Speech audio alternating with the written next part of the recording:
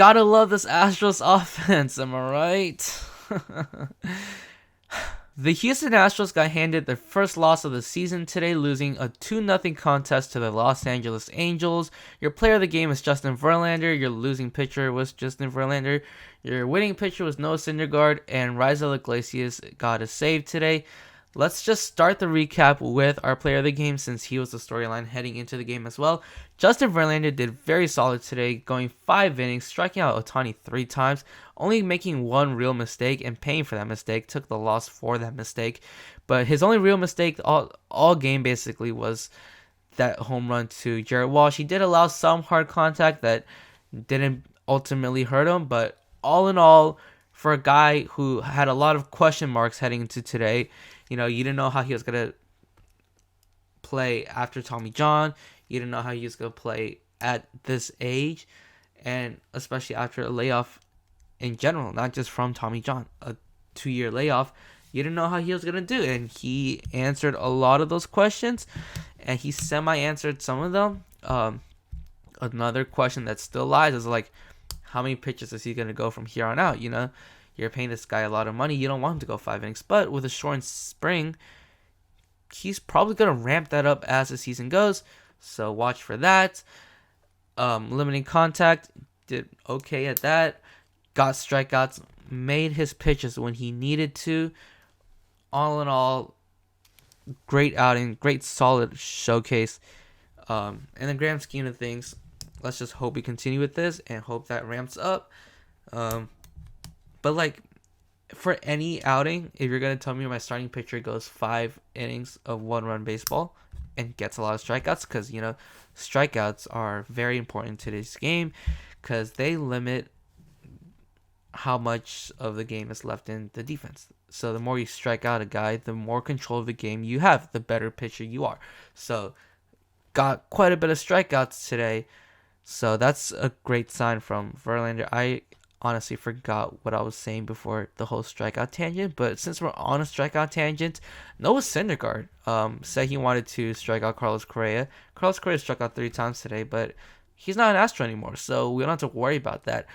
Syndergaard, on the other hand, doesn't look like a strikeout pitcher anymore. He only got 1 strikeout today, and he faced Nico Goodrum 2-3 times. Only got 1 strikeout from Nico Goodrum. No, he didn't get a strikeout from Nico Goodrum. Got 1 strikeout from Aledmys Diaz. What he did do, though, was get a lot of ground balls. And as far as the outcomes of baseball go, walks suck. Home runs suck. Strikeouts are great. Ground balls are your next best thing after a strikeout. Flyouts, you're like, okay, this could have ended very differently. Ground balls are they're basically up to the defense still, but for the most part, ground balls are out. So the more ground balls you're inducing, the weaker contact you're allowing, that's a great thing. And that's what Noah Syndergaard did today. He's not coming off Tommy John surgery, technically. He did make some outings last season, but for the most part, he had a lot of the same question marks that Justin Verlander got.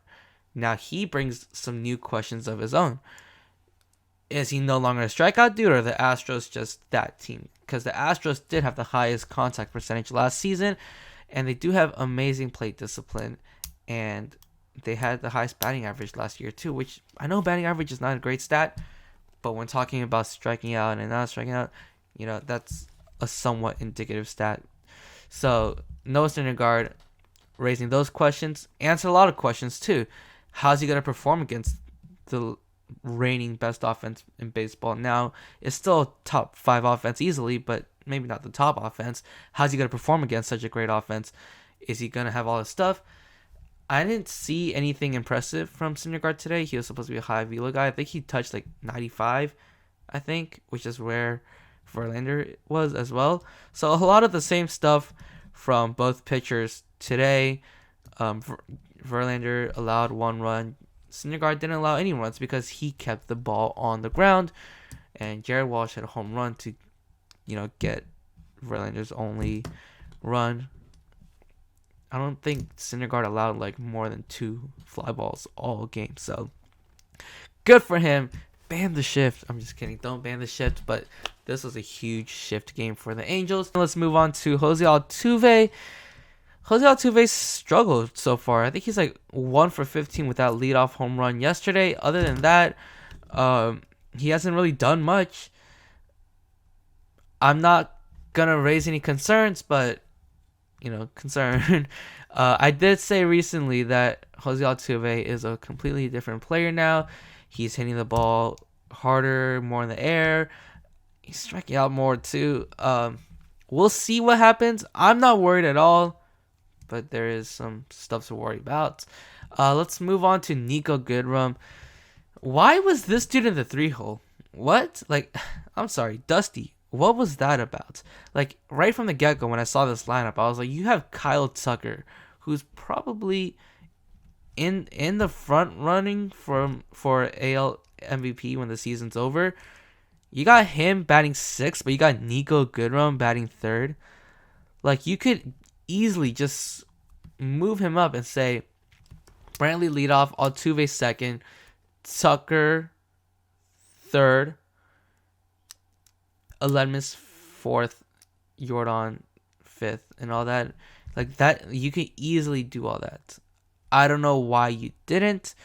I don't know why Nico Goodrum was hitting 3rd, and that hurt the Astros during the game because after Syndergaard's 1-out walk, he got removed. You had Nico Goodrum and Jordan Alvarez do up.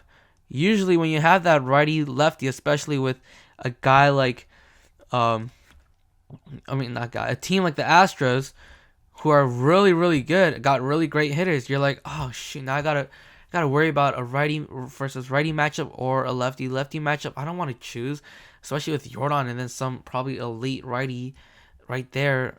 But then you had Jordan and Nico Goodrum. Like, I'm like, okay, that's an easy decision. Give me the lefty on lefty matchup. I don't care where Nico Goodrum hits. He's probably gonna ground out or something. I hate 1-run games. Those are the worst. We didn't lose by 1 run, but I just hate them. The Mariners won by 1 run again. Freaking luck merchants are now in first place.